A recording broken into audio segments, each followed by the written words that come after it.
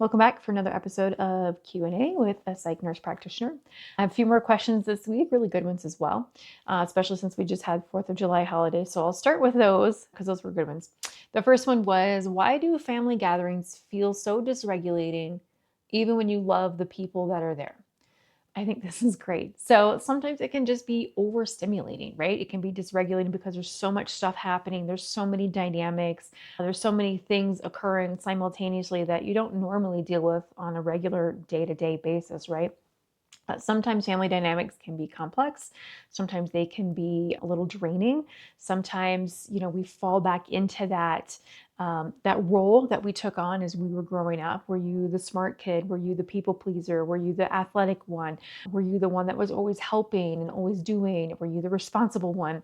Were you the one that was always out there planning the parties and planning all of the games and things like that, right? We tend to slip back into those roles for better or worse. And that can be a little bit draining if that's a deviation from what our normal day-to-day is.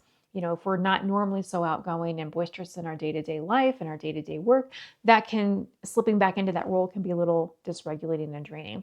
And then of course there's always, the negatives of family dynamics. Sometimes family dynamics are not always positive, although usually they're pretty supportive and loving, but they can be the opposite of that. They can be unsupportive, unnourishing, not loving, right? They can be very draining. So family gatherings can feel dysregulating, even when you love the people there. Just because you love someone doesn't mean that you need to spend 24/7 with them or multiple hours a day. That can be a little overwhelming too, right? We've all got that friend, the one that's really quiet that we can spend time with, and the one that's really extroverted that talks a lot. And sometimes that can be a little draining as well. So it just kind of depends on what your nervous system is. If you've had a really long week, a really busy week, you're undergoing a big project at work, things like that, where you're already under stress and pressure, and then adding in this whole new situation where you're in a different role can be stressing to your nervous system as well. So great question. Family gatherings, even though that you love the people that are there, it doesn't take away from the amount of love and care and concern that you have for them or they may have for you. But sometimes it's just a bit much for our nervous system. So that's not a negative thing. That's just, showing what is objectively.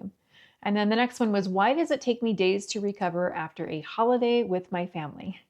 Again, this goes back to our nervous system being dysregulated. It can almost be kind of like a hangover, if you will, for our nervous system. It's got to recalibrate, it's got to rest and recover. Sometimes when there's a lot of stimulation, especially in a highly relational environment, relational meaning you're with a lot of family, a lot of friends, neighbors, people that you know, people that you don't know, right? These can be very depleting for people that are already carrying a lot of unresolved trauma, a lot of stress, a lot of complexity in the day-to-day life, a lot of high stress from your job. So it's not just about being dramatic. It's just knowing what your nervous system is trying to regulate with, right? And trying to overcome for you.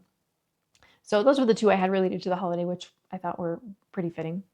Next, why do I feel guilty for struggling when my life looks fine on paper? That's a great question. I think a lot of this, and we talk about this in my group, the Calm Collective, which you can find more info on the website about. But a lot of times in our group, we feel like I'm the only one struggling, right? Everyone else is doing great. Everyone else is achieving their goals. Everyone else is meeting expectations, going above and beyond, volunteering for committees and all of these things, right? And here we are struggling. We're like, oh my gosh, it's all I can do to get through 6-8 hours of work per day. Sometimes 12-14 hours of work per day. Sometimes I wonder, am I going to get through this project that's a 6-week project for work or things like that, or this renovation at home, right? So feeling guilty for struggling, even though your life is fine on paper, is quite common. And frankly, it's because a lot of us don't acknowledge that. We don't verbalize that. We don't talk about like, gosh, okay, Tom and Jane are doing great and they're doing well, and they're not really struggling. Well, they may be struggling. They're just not talking about it at work. They're not talking about it in their extracurriculars. They're not talking about it at home outside of work, right? That could be too. We don't know what people are dealing with internally. It could be, Jane Doe is doing great at work and she never complains about anything. She always has energy. She always volunteers for all the committees. She's, a single parent, blah, blah, blah. All of these things that we add on to people as an identity. And we really don't know what Jane is dealing with, right? I mean, even though it looks good on paper, Jane may really be struggling. We don't know. And that's part of the issue of feeling that guilt is because most people don't talk about it. And that's why I created my group, is because I feel like more people need to talk about, hey, everything looks fine on paper. I'm doing well and I should be okay. However, internally, I'm really struggling with some things, with some anxiety, with some mood, with insomnia, things like that, right? So I feel like it's a lot more common. We just don't talk about it. So I think that's where the guilt comes into it. Next question is, why do I keep attracting the same kinds of relationships?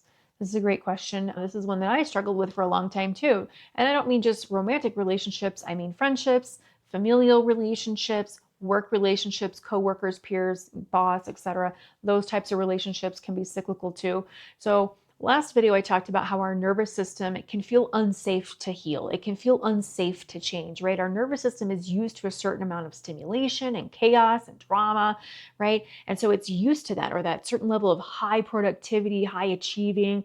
And so our nervous system gets used to that. So anytime we deviate from that, even though when we're in that situation, we say, gosh, a little bit of peace would be great. And it does sound great. But when our nervous system starts to dip its toe into that pool of peace, so to speak, it feels very dysregulating, even more than what we are currently thriving in, right? In this dysregulated environment. So it can feel a little altering, right? It feels like, whoa, what is this? I'm not used to this, right? So, it's one thing to say that you want these things, you want these types of relationships. However, is your nervous system equipped to deal with it? It's interesting because if you were in a highly chaotic environment, highly toxic work environment, for example, or highly toxic personal relationship, for example, when you move to an environment where that isn't the case, where these are more healed versions of human beings, right? That process emotions, that deal with emotions, that think before they speak, don't react, but respond kind of thing. When you're in that environment, it can feel a little disorienting and be like, wait, why are they not yelling at me? Wait, why are they not upset with me? Wait, why are they not like validating and doing all of these things, right? Because they're in a different mindset. Their regulated nervous system responds differently and has them operate differently. So that's why we keep attracting a lot of the same relationships, because they feel familiar, right? That's not right or wrong. That's just a nervous system and a somatic type of response that we have. So can you change that? Absolutely. Start regulating your nervous system. Start feeling safe, creating a sense of safety and security, so that when you are in those situations, you start to feel more at peace and more at home with them, and you don't crave going back to the chaos, so to speak. So another great question. And then the last question I'll do was, how do I rebuild trust in myself after years of doubting everything? I think this is a really great question. And we talk about, oh, we don't trust ourselves because our nervous system or our body betrayed us, right? During an assault or during a traumatic time, or every time I feel like I'm trusting my gut, it's the wrong answer, so to speak, right? We feel that. The best way to start rebuilding trust is very small, little day-to-day tasks. I'm not talking anything big or huge, but if you start rebuilding, we've got to create a body of evidence for ourselves, right? Because we tend to think our way through things. We tend to rationalize, make things logical, make them make sense, right? But that's only part of the equation. So we need to build that body of evidence. And then we also need to start feeling that in our body. So building the evidence, the physical evidence that we can see, the objective data, right? And then also feeling that in our body and feeling a sense of safety and calm with that, not dysregulation. A great way to do that is to write down in your journal things that happened, whether they were good or bad. Just write down the objective fact. The ceiling fan fell out from the ceiling this morning. That's not really good or bad. It just is something that happened. It can be bad if you were sitting under it, but it doesn't have to be. It can be good if you were wanting to get a new ceiling fan and hoping that you could get a new one, right? So it's our perception on how that is viewed, positive or negative. But to start building trust, writing these things down and writing down our response to them. We don't always have to capture the big emotional moments, because those are the ones when we're still not quite sure yet. So jumping to that can be hard because it's not going to build that body of evidence for you. Little things like trusting yourself to stay within budget, trusting yourself to think before you speak, even if you speak in 3 or 5 seconds. If you took that 3 to 5 second pause, that's a little way to start building trust in yourself. So writing those down, just one sentence, you don't need to write down a whole big thing, but just little things throughout the day. That's how you're going to start rebuilding trust in yourself. Nourishing your body, cleansing your body, taking a shower, brushing your teeth, washing your face, brushing your hair, right? Personal hygiene can be very helpful for starting to rebuild trust with yourself.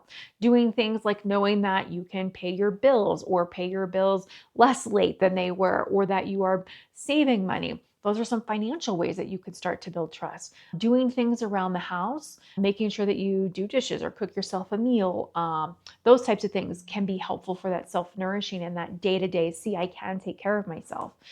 Doing little things for other people, sending a thank you note. It doesn't have to be a card, but just sending a thank you text or an email and saying, thanks, that was really thoughtful when you said that. It meant a lot to me today. Just sending little things like that help rebuild trust, because you know that when that person complimented you or made a comment about things or gave you feedback, that it impacted you in some way. And trusting that, and then creating that evidence of reaching back out to them and thanking them, or saying that was helpful or that was impactful to me or meaningful in some way, that can start to create trust as well. Because you see that a lot of times with trauma or with excessive stress, we tend to be very isolating and not trust other people. So that can start to build that relational trust. Little things like that in your day-to-day are great ways to start building trust for yourself. So I hope that was helpful. If you found any of this information helpful, please feel free to comment if you have questions. If you want to remain anonymous and submit a question anonymously, you can go to the website. I'll put the link down in the description. You can click on contact us and I will leave your name out of it and just answer your question as we get to them. If you found this video helpful, please like and share and follow us. I will put the link in the description down below. And keep an eye on our website for the upcoming group dates. Those are rolling throughout the year, different groups and different start dates throughout the year.